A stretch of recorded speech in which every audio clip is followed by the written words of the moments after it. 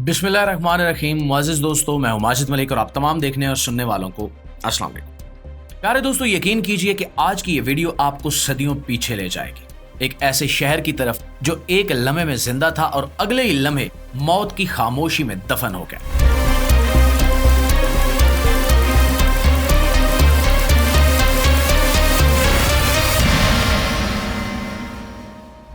जरा तसव्वुर कीजिए कि बाजारों में हंसी खुशी चलते फिरते लोग, बच्चे खेलते हुए, बावर्ची खाने पकाते हुए और फिर अचानक आसमान से आग बरसने लगी।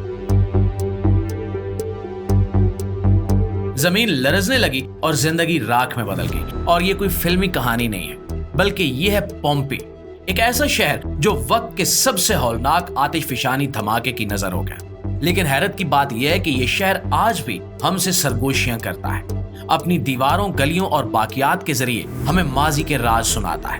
आज की वीडियो में हम आपको दिखाएंगे वो नाकाबिले यकीन दरियाफ्तें जो आपके तसव्वुर को हिला कर रख देंगे। तो वीडियो को आखिर तक जरूर देखिएगा, क्योंकि ये सिर्फ एक तारीखी वाकया नहीं है, बल्कि एक ऐसा सच है जो आज भी राग से हमारे साथ बातें कर रहा है। प्यारे दोस्तों, ये एक आम सी दोपहर थी और लोग अपने कामों में मसरूफ थे। बाजारों में रौनक थी, बच्चे खेल कूद में मगन थे और घरों में खाने तैयार हो रहे थे। किसी को यह अंदाजा भी नहीं था कि आने वाला लम्हा इनकी जिंदगी का आखिरी लम्हा साबित होगा। अचानक जमीन ने कांपना शुरू किया, आसमान पर धुआं छा गया और फिजा में राख के बादल तैरने लगे। पहाड़ ने अपना कहर बरसाया और फिर हर तरफ अंधेरा छा गया। सांस लेना दोबर हो गया। शोरोगुल, चीखो पुकार और बेबसी का मंजर हर समत बिखर गया। लोग घरों की तरफ भागे, कुछ ने पनाहगाहें तलाश की, कुछ ने अपनी जान बचाने की आखिरी कोशिश की, लेकिन वक्त ने किसी को भी मोहलत ना दी। प्यारे साथियों, माउंट वेसुविस का वो धमाका सिर्फ एक कुदरती सानिया नहीं था, बल्कि वक्त का एक ऐसा अलमिया बन गया जो सदियों बाद भी अपनी निशानियां छोड़ गया। जिस शहर में कभी जिंदगी धड़कती थी, वहां अब सिर्फ राख और पत्थर बाकी रह गए थे। लेकिन हैरत की बात यह है कि वही राख आने वाली नस्लों के लिए एक जिंदा तारीख बन गई। आज जब माहिरीन आसारे कदीमा उस जगह की खुदाई करते हैं, तो ऐसे ऐसे मनाजिर सामने आते हैं जो इंसानी फितरत, इंसानी तमद्दुन और इंसानी तहजीब के सबसे अहम पहलुओं को जाहिर करते हैं। एक बेकरी की दरियाफ्त ने सबको हैरान कर दिया, जहां न सिर्फ पथरीली चक्कियां मौजूद थी, बल्कि एक बहुत बड़ा तंदूर भी था जो अपने वक्त का शायद सबसे जदीद तंदूर रहा। उसमें जो रोटियां महफूज मिली हैं, उस वक्त के खानों की तरजीहात, जायकों और खुराक के अंदाज को जाहिर करती हैं। उन रोटियों का साइज, वजन और साख्त हमें ये बताती हैं कि पोम्पी के लोग ना सिर्फ खुराक को अहमियत देते थे, बल्कि इनके पास खुराक बनाने के मुनज़्ज़म तरीके भी मौजूद थे। एक ऐसा बेकरी सिस्टम जो रोजाना सैकड़ों अफराद की जरूरियात को पूरा करता हो। ये जाहिर करता है कि ये शहर सिर्फ छोटे दुकानदारों का मरकज नहीं था, बल्कि एक मुनज़्ज़म मईशत और सोसाइटी का हिस्सा था। यहाँ दीवारों पर जो नक्शो निगार मिले हैं, वो सिर्फ फन नहीं, बल्कि जिंदगी के लम्हात कैद हैं। लोग खाना बनाते, खाते, बातें करते या फिर काम करते दिखाई देते हैं। हर तस्वीर एक लम्हे को जिंदा करती है। ये सब उस वक्त के रोजमर्रा के मामूलात को बयान करते हैं और ये भी जाहिर करते हैं कि फनून लतीफा उनके मुआशरे में कितने अहम थे। सिर्फ यही नहीं, बल्कि ये भी मालूम होता है कि उस जमाने में फास्ट फूड का कल्चर भी मौजूद था। लोग मसरूफियत में जल्दी खाने के लिए ऐसी बेकरियों से अपनी पसंद की चीजें खरीद लेते थे, जैसे आजकल हम रेस्टोरेंट या बेकरी से लेते हैं। और फिर एक और हैरान कुन दरियाफ्त सामने आई, एक ऐसा घोड़ा जिसकी बाकियात मुकम्मल हालत में मौजूद थी।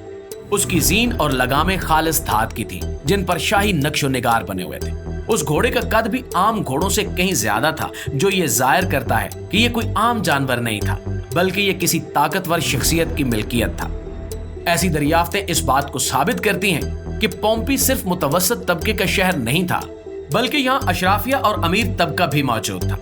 इनकी जिंदगियों का अंदाज, इनके जानवर, इनकी सवारी, सब कुछ आला मयार का था, जो इनके रुतबे की गवाही देते हैं। यही घोड़ा एक शानदार विला के करीब दफन मिला, जो कि मुमकिन तौर पर किसी जनरल या आला फौजी ओहदेदार की रिहाइशगाह थी। ऐसी निशानियां न सिर्फ उन अफराद की ताकत और हैसियत को जाहिर करती हैं, बल्कि उस पूरे निजाम को भी समझने में मदद देती हैं जिसमें वो रहते थे। इनकी तैयारियां, इनका असलहा, इनकी सवारियां, सब कुछ एक बड़े सियासी और समाजी ढांचे का हिस्सा था जो रोमन सल्तनत की बुनियादें थी। और फिर एक ऐसा कमरा भी दरियाफ्त हुआ जिसमें कई इंसानी बाकियात मौजूद थी। वो सब झुके हुए करीब करीब बैठे थे, जैसे किसी आफत के मुंतज़िर हो। उनमें ना तो जले होने के निशानात थे और ना ही वो किसी मलबे तले दबे थे। उनकी मौत किसी धमाके या गैस से नहीं बल्कि एक पुरस्कार सुकून में हुई थी। उनके चेहरे खौफ से ढके हुए थे, जैसे वो जानते थे कि कुछ होने वाला है। कमरे की दीवार पर लिखा गया पैगाम कि हमें तहफ्फुज का वादा दिया गया था, एक और कहानी सुनाता है। वो वादा उनसे किसने किया था?